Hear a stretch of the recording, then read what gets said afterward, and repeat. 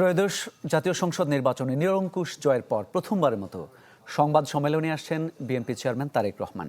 বিকেল ৩টায় রাজধানীর একটি হোটেলে এই সংবাদ সম্মেলন অনুষ্ঠিত হবে। দর্শক, এ বিষয়ে আরও খবর জানাতে চাই আপনাদের। রাজধানীর গুলশান এবং হোটেল ইন্টারকন্টিনেন্টালের সামনে থেকে যুক্ত হচ্ছেন আমাদের সহকর্মীরা।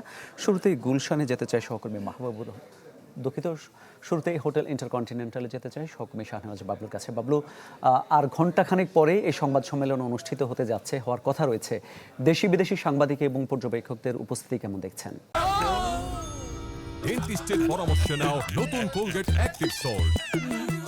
এমন এই গণমাধ্যম কর্মীরা অনেকটা আগ্রহের সঙ্গে অপেক্ষা করছে তারেক রহমানের যে হবু প্রধানমন্ত্রী যিনি হবেন, আগামীর দেশের রাষ্ট্রপ্রধান যিনি হবেন, তার সংবাদ সম্মেলন কভার করার জন্য সংবাদকর্মী যারা রয়েছেন দেশি বিদেশি সবাই আগ্রহের সঙ্গে অপেক্ষা করছেন। আমাদেরকে এখনও হোটেল যে ইন্টারকন্টিনেন্টাল শাহবাগের যে হোটেলটি রয়েছে সেখানে বাইরে অবস্থান করতে হোটেল কর্তৃপক্ষ এবং বিএনপির পক্ষ থেকে জানানো হয়েছে নির্দিষ্ট সময়ের মধ্যে হয়তো আমরা এটার মধ্যেই ভেতরে ঢুকতে পারবো। কিন্তু আমি যেটা তথ্য পেয়েছি যে তারেক রহমান এখন গুলশান অফিস কার্যালয়ে রয়েছেন, দলের যে চেয়ারম্যানের যে কার্যালয় সেখানে রয়েছেন। সংবাদকর্মীরা এখন আপনি দেখতে পাচ্ছেন যে গাড়ি নিয়ে অনেকেই নেতা যারা রয়েছেন তারা ঢুকছেন। ইতিমধ্যেই আমরা দেখতে পেয়েছি যুব দলের প্রেসিডেন্ট মোনায়েম মুন্না ঢুকেছেন এবং দলের অনেক সিনিয়র নেতৃবৃন্দ প্রবেশ করছেন। এছাড়া যারা এই সংসদ নির্বাচন, ত্রয়োদশ জাতীয় সংসদ নির্বাচনে যারা বিজয়ী হয়েছেন তাদের গাড়িও আমরা দেখেছি, বেশ কয়েকজন প্রবেশ করেছেন এখানে। তো আজকের যেই সংবাদ সম্মেলন সেখানে দলের মহাসচিব মির্জা ফখরুল ইসলাম আলমগীর ছাড়াও স্থায়ী কমিটির যারা নেতৃবৃন্দ রয়েছেন, সিনিয়র নেতৃবৃন্দ যারা রয়েছেন তারাও থাকার কথা রয়েছে এখানে। এখন আপনি জানেন যে তারেক রহমান যে দুটি আসন থেকে নির্বাচনে প্রতিদ্বন্দ্বিতা করেছিলেন, ঢাকা এবং বগুড়া থেকে, দুটি আসনে বিপুল সংখ্যক ভোটে জয়ী হয়েছেন এবং প্রায় বিএনপি 200 আসনের বেশি আসন পেয়ে নিরঙ্কুশ বিজয় পেয়েছে। তো এই বিজয়কে গতকাল থেকে বিএনপির পক্ষ থেকে বলা হয়েছিল, দলের স্থায়ী কমিটির সদস্যরা গতকালকে কথা বলেছেন সালাউদ্দিন আহমদ, আমির খসরু মাহমুদ চৌধুরী। তারা জানিয়েছেন যে তাদের যে দীর্ঘদিনের যে লড়াই সংগ্রামের প্রতিফলনটা তারা পেয়েছেন এবং প্রত্যাশা করছেন দেশের মানুষ যে প্রত্যাশিত বাংলাদেশের স্বপ্ন দেখছেন সেই স্বপ্ন তারেক রহমানের হাত ধরে বাস্তবায়িত হবে। মামুন। বাবলু, ধন্যবাদ আপনাকে। এই পর্যায়ে আমরা যেতে চাই সহকর্মী মাহবুবুর রহমানের কাছে, বিএনপি চেয়ারম্যানের গুলশান রাজনৈতিক কার্যালয়ে। মাহবুব, বিএনপি চেয়ারম্যান ঠিক কয়টা নাগাদ বের হতে পারেন?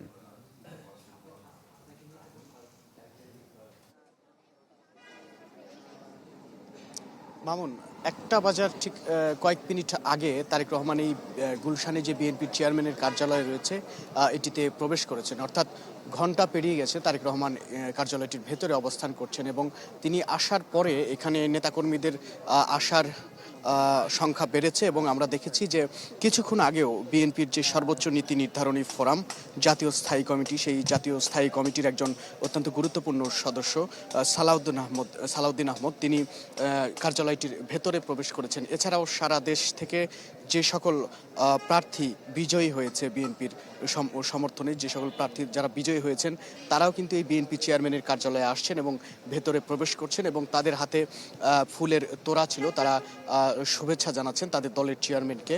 এবং এখান থেকে আমরা ধারণা করছি যে বিএনপি চেয়ারম্যান এখান থেকেই ঠিক হোটেল ইন্টারকন্টিনেন্টালের উদ্দেশ্যে রওনা দেবেন, কারণ বেলা ঠিক 3টার দিকে সেখানে একটি সংবাদ সম্মেলন হওয়ার কথা রয়েছে, যেটি নির্বাচিত হওয়ার পর এই প্রথম সংবাদ সম্মেলন যেখানে তারেক রহমান নিজে বক্তব্য রাখবেন। এবং সবাই আসলে ধরেই নিয়েছে যে তারেক রহমান যেহেতু প্রথম বক্তব্য রাখবেন সেহেতু দেশ গড়তে তার যে সকল প্ল্যান রয়েছে, পরিকল্পনা রয়েছে, সেসবের কথা তিনি বলবেন এবং সবাই এটি ভাবছে যে তার এই বক্তব্যের মধ্যে অবশ্যই একটি চমক থাকবে, কারণ এটি তার প্রথম সংবাদ সম্মেলন এবং এই সংবাদ সম্মেলন ঘিরে আর কিছুক্ষণের মধ্যে আমরা ধারণা করছি যে তারেক রহমান এখান থেকে হোটেল ইন্টারকন্টিনেন্টালের উদ্দেশ্যে বেরিয়ে যাবেন এবং এখানে এখনও কিন্তু নেতাকর্মীরা আসছেন এবং এই কার্যালয়ের সামনে কিন্তু ভিড় রয়েছে, উৎসুক জনতার ভিড় রয়েছে এবং আইনশৃঙ্খলা বাহিনীও অবস্থান করছে।